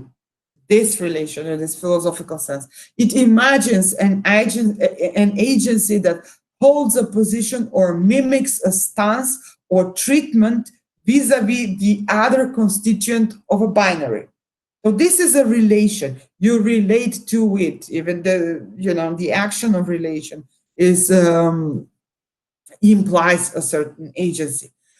Whereas in the binaries in structuralist linguistics, so it also operates with binary structures. You know that structuralist linguistics. So the two phonemes establish a binary, but the elements of the binary are in no relation. They relate, but they do not establish a relation with one another. I don't know how to explain. The B and the H in parami do not have any relation to one another. They're just there, one next to the other, because they work that way. So, talking about linguistics still. So most of the phonemes are coupled with other phonemes based on some physical requirements, like occlusion through consonants or phonetic opening through vowels. So even this this condition of coupling has no deeper meaning. There is no truth behind it. There is no relation revealing a certain truth of this combination of I don't know, the two sounds put together, two phonemes put together. No, it's almost physically not almost. It is physically conditioned why they go together, and they are accepted. For example, these three phonemes BHR in parami, they are accepted by convention that they would mean bear. So convention is what comes into the picture, and it is also what explains Foucault's discourse and structure, etc., etc. So it begins from this presupposition. The structuralist and Foucauldian also treatment of social structure or discourse.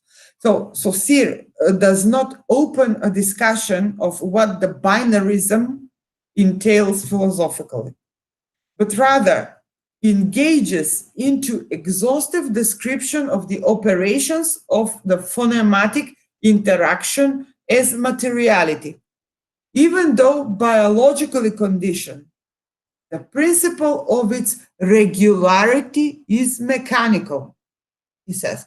So it begins biologically, it begins physiologically almost, how the couples, the binaries are created in structuralist linguistics, but then what rules their organization in the process of signification, as long as the automaton of signification is launched, then there is a principle of regularity there, which is, again, Saussure says, mechanical.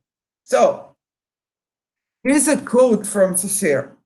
He says, to give an account of what takes place within groups, there should be a science of sound that would treat articulatory movements like algebraic equations. A binary combination implies a certain number of mechanical and acoustical elements that mutually condition each other. So mind you, he begins with some basic descriptiveness of sounds or phonemes. He departs from the presupposition that all of this is biologically predetermined and arrives rather soon to the realization that there is and almost there is mechanics there in the possibilities of combination, and that this mechanicity of the acoustical elements could be calculated in a number of combinations. So as he announces at the beginning, at the center of the book, The General Course of Linguistics, he indeed moves from the concrete to the abstract in order to return to the concrete. And I believe this is what Marx does as well. I believe this is what Laruelle provides us with means to do as well. And I believe that this is what enables us to explain better what is taking place politically nowadays than a discourse that is focused too much on objectivity, selfhood, the individual self. I think it's an inheritance of a certain liberal philosophical tradition that is, or philosophy that is spontaneously enacted in all forms of contemporary philosophical discussion. And it's a product of this philosophical spontaneity that Laruelle identifies as problematic. Okay, this was in my intervention in parentheses. Let me just finish this quote from Saussure. So he continues, the phonational act, the one thing which has a universal character that places it above all the local differences of its phonemes, is the mechanical regularity of the articulatory movements. So, look, very concrete, a description of this concrete reality of phonemes. Then we arrive to the mechanical regularity, and then we conclude that this mechanical regularity is the only thing that has a universal character. So this abstraction that we extracted from the concrete. So this is an important point. And this is how a materialist or a Marxian treats an abstraction, something extracted from the concrete. So Saussure, in this sense, is in fact close to Marx, or the model of study that Marx demonstrates in Capital. Okay, so this mechanicity, just as automation can have either mechanicity, just as automation can have either organic physiological or synthetic physical or non-living living material support. So the mechanicity Saussure speaks of can have either of these supports. It can be, if it's a natural language, it can be a physiological organic support, or it can be synthetic support. Or even if we are talking about a human or a post-human, it can still be a synthetic support. Or in the case of computer languages, it can be non-living yet material support. There are processors and there are other types of physical materiality that enable this automation of signification to take place. So the opposition between the automaton and the physical or the concrete, and the idea that the automaton or the abstract is somehow superior or is a pure reality of making sense of truth, of philosophical essence, is false. In reality, they are in continuity. Even automation itself, signification itself, is a product of a material reality. This is the point here. And that's in the real, or on the immanent plane.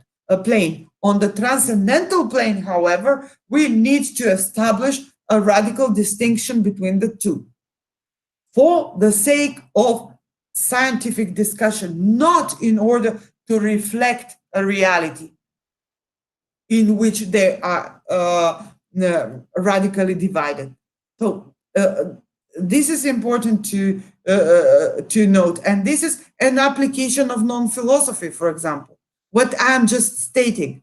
So I'm describing a reality in which there is utter continuity, material continuity between the abstract and the concrete, or the material. Even the material is that which enables and in a way produces the abstract, and that's in the reality.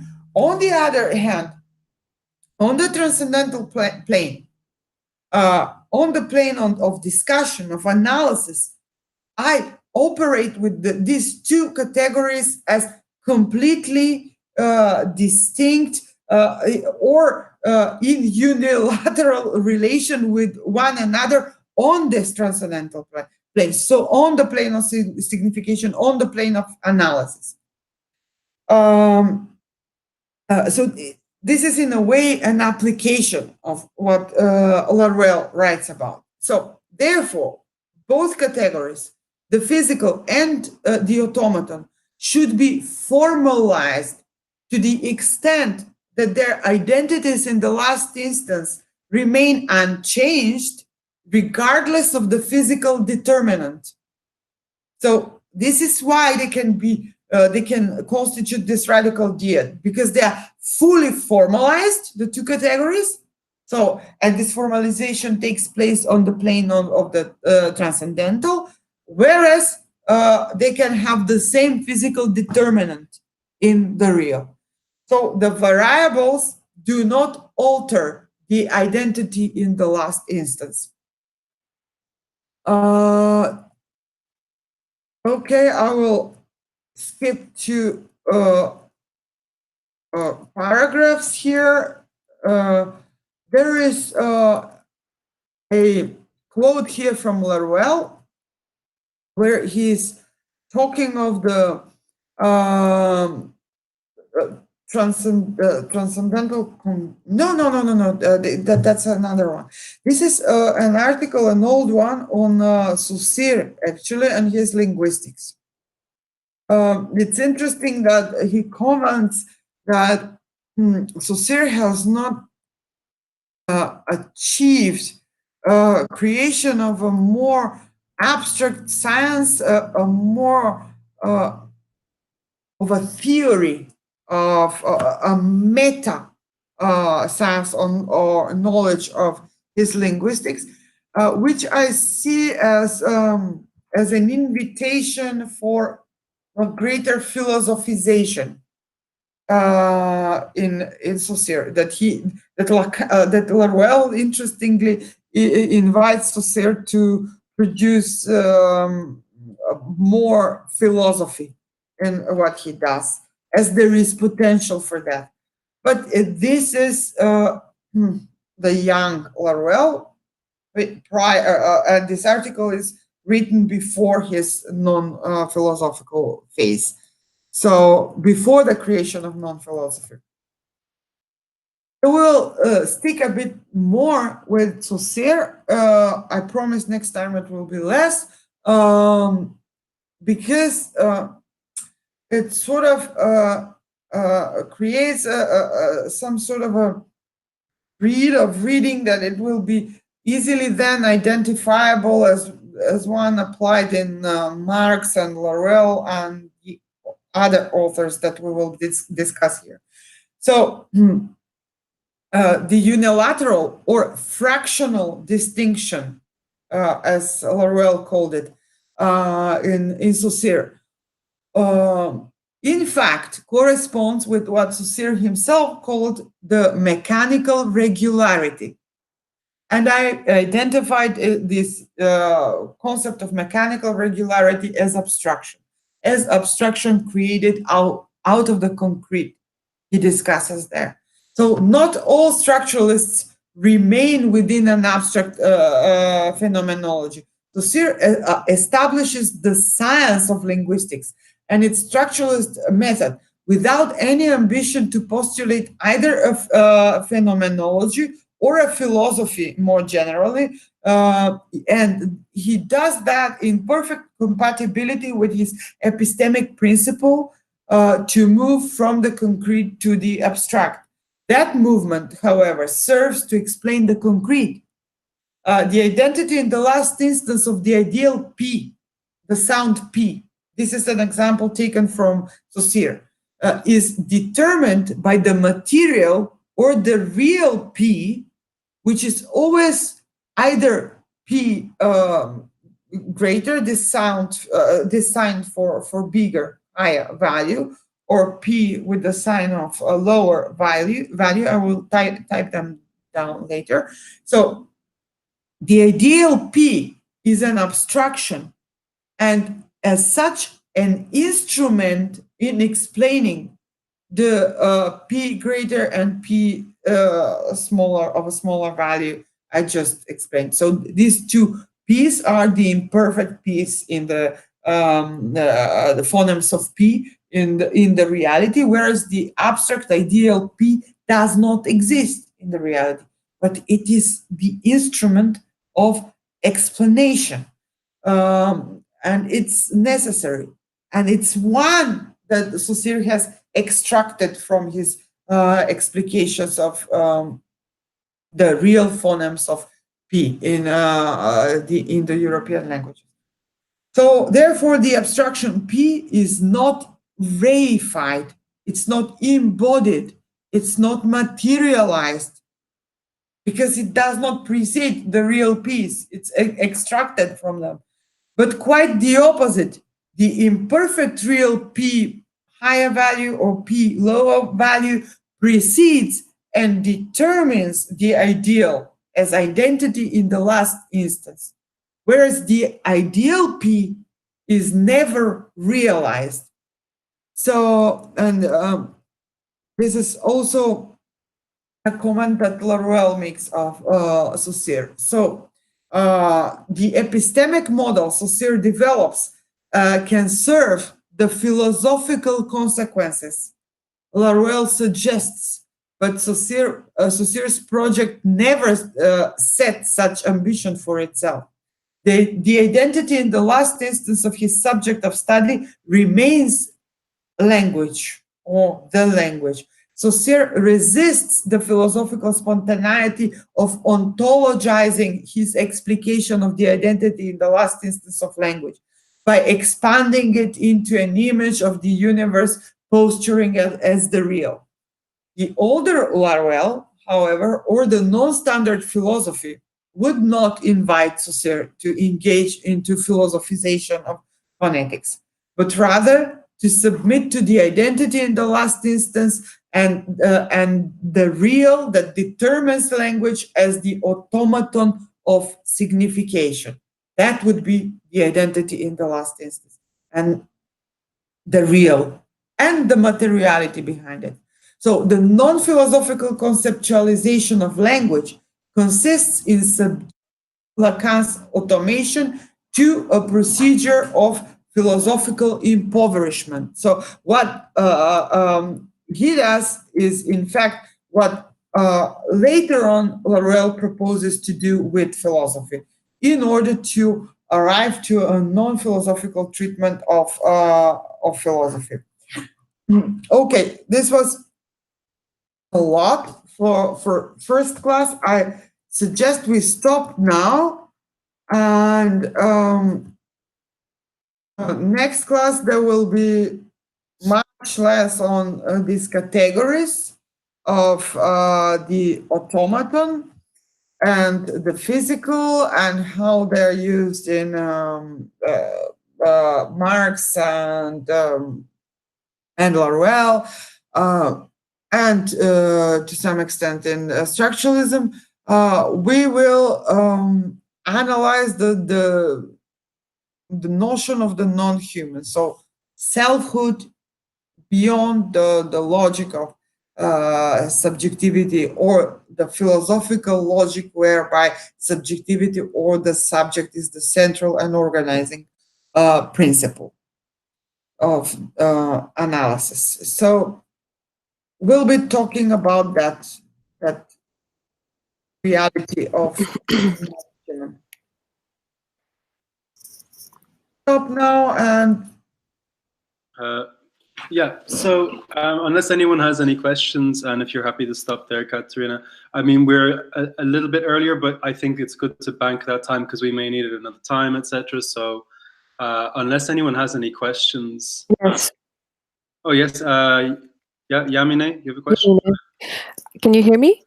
Yeah, we can hear you perfectly, yeah. I was just wondering that in Saussure and Laruelle's analysis of language and these epistemic Indo-European languages, do they step outside of the Indo-European? Does this apply also to other regions of the world? And second question, is this only relating to the phonetics and the oral logic of these languages, or does it also refer to the logic of the script, the formal logic of how the script is made? Because if you look at scripts in various geographies in just South Asia, or you can see that the script transforms with geography from place to place, and the sound transform with that geography. So it's not just the phonetics in that case, but also the formation of each letter that transforms. So I'm just wondering the scope of this study. Like, does it end in the Indo-European? In Saussure's case, yes, it does, because simply that's his subject of study, that's his area of knowledge. So structuralist linguistics has produced means of analysis that have been so conceptual apparatus that has been applied to other languages, that has been part of linguistics of other language groups. Chomsky attempted to create this, how did he call it, general linguistics or universal linguistics? No, I forget the term now. I have the book and the title, but can't remember now. But something more universal and general that could and would cover all language groups. So by studying a concrete, very specific language group, Saussure has managed to extract something which has proven in linguistics to be universally applicable. So this is really a hated word in post-structuralism: universality, universally applicable, etc. But all structuralists, not just Saussure, also Lévi-Strauss, the others, Lacan as well, are universalists. They believe that they have discovered by studying these concrete realities in concrete historical contexts, that they have discovered rules that are universal, that are universally applicable. Take them mythologics of Lévi-Strauss. So he seeks to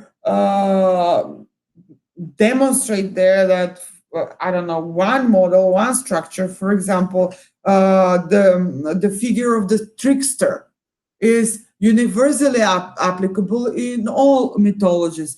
In Greece, you have the figure of Odysseus. In, I don't know, some Amazonian mythologies of South America, you have the same figure of a trickster with the same structural components, just different historical variations. So in structuralism, there is this notion of synchronicity, so something which is universally transhistorically applicable and relevant. And there is also diachrony, so historicity. So the two intersect and they do not exclude one another. So it is always already assumed that the synchronic level, so the one that is universal and more or less static, maybe, or stable, not static, stable, the universal thing, that it's always already and necessarily subjected to historicity and to different variations depending on historical context, geographical context, as you put it. So, but even geography itself also can be a material condition. Now, if we are talking about the distinction between physicality or materiality and the automaton, I don't know if that was one of the points you made. But as far as the question of universality and what he treated as subject of study, he treated only in the European languages, because this is his area. These are the languages he knew.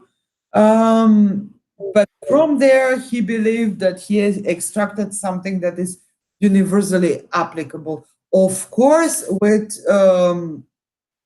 all sorts of possible variations that are product of history and also of geography, as you put it.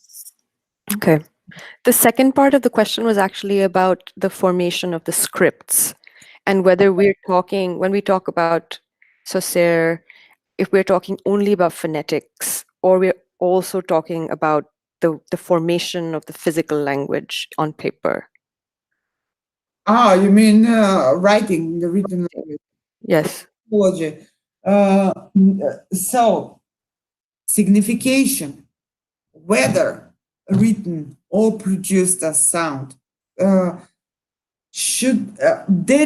says, should not be seen as something fundamentally different. As for Saussure, he dealt with linguistics only, so not just phonetics, also morphology, also syntaxes, so all these levels and how they interact. What he was very much interested in was also historicity of all of it and the possibilities of historical variations of the same thing. I don't know how the same root appears in Sanskrit, how it appears. Sanskrit was, according to him, the forms, the variation that was closest to the Proto-European languages, and it was sort of a repair for the other languages in his analysis. And then the variations from the Proto-European root and taking Sanskrit as sort of a, how do you call it, a control model in the analysis. This is how he operated. And then he looked at the older version of the other Indo-European languages and then the historical variations and differentiations throughout time.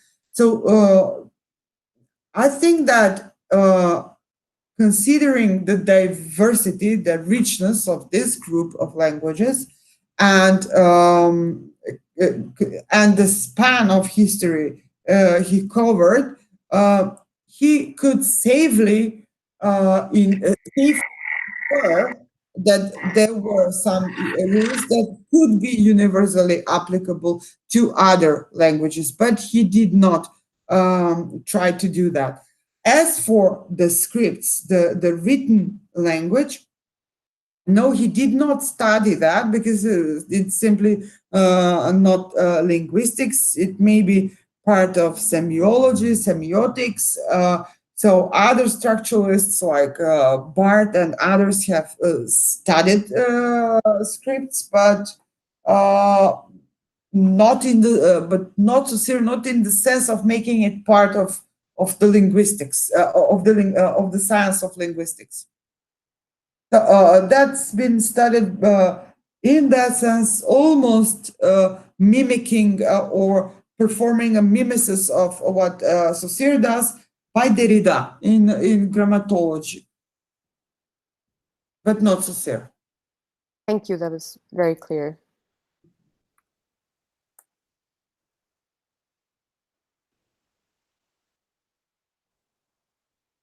Okay, well, if there aren't any more questions or if anyone doesn't have any comments, maybe we could wrap it up there. What do you think, Katerina? Well, yeah, it's rather late here. It's 10:30. Okay, yeah. Well, same where I am too. So yeah. Okay, so next time we have presenters. Yeah, that was. Okay, Adam and Frederick wrote something on what they will be presenting on. Okay, I'll go through this and see what topics are. Okay. Okay. Well, thank you very much, Katerina, for a wonderful first session. Thank you. Thank you. Bye, everyone. Bye, everyone. Bye. Bye.